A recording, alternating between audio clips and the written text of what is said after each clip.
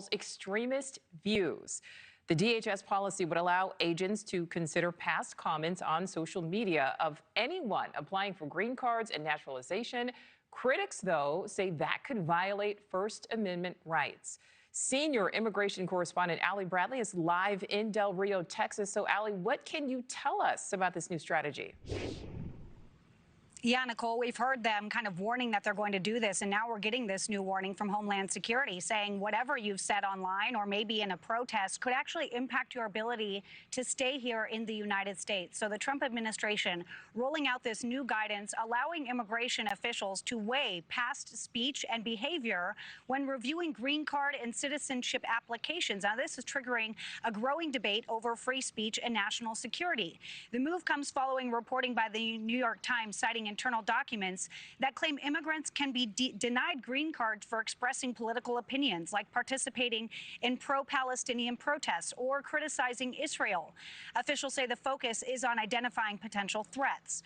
A spokesperson for the U.S. Citizenship and Immigration Services saying, quote, certain behaviors and statements may raise serious concerns for USCIS personnel reviewing an applicant's file, including espousing terrorist ideologies, expressing hatred for American values, advocating for the violent overthrow of the United States government, or providing material support to terrorist organizations. Such actions warrant closer scrutiny. But critics warn the policy could sweep in protected speech, pointing to examples where criticism of Israel or protest activity may be considered a red flag. Democratic U.S. Senator Chris Van Hollen taking to media saying, quote, Trump plans to deny legal residency in the U.S. based on whether he agrees with your speech. Since when did it become anti-American to criticize the actions of a foreign government? Now, of course, the administration argues this is all about national security. As you heard some of the critics there, they do believe that this kind of risk, that this will put those pressures on what free speech looks like and where that goes from here, Nicole. So, Allie, what exactly changed here? How is the government going to decide who's flagged? Yes, so the scope of how this is being orchestrated is really what's changed. The New York Times reporting just how widely this net could really be cast here.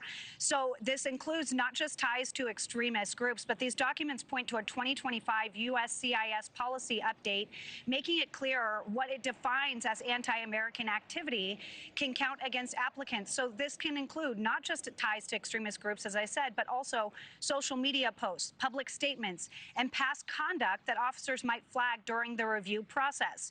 USCIS guidance shows that support for what it defines as anti-American or extremist ideologies can be considered a major negative factor when officers decide whether to approve an application. So we've heard the administration say that this is a privilege, not a right, to be here in the country legally. Of course, this new kind of sweeping guidance will be very interesting to see who they're going after, who gets targeted, because right now we've seen a lot of family members that are tied to Iranian regimes, things like that, having their visas revoked or things like that. But it'll be interesting, Nicole, now to see these all out denied based on their past behavior. Nicole. All right, Allie Bradley, live for us there along the southern border. Thank you.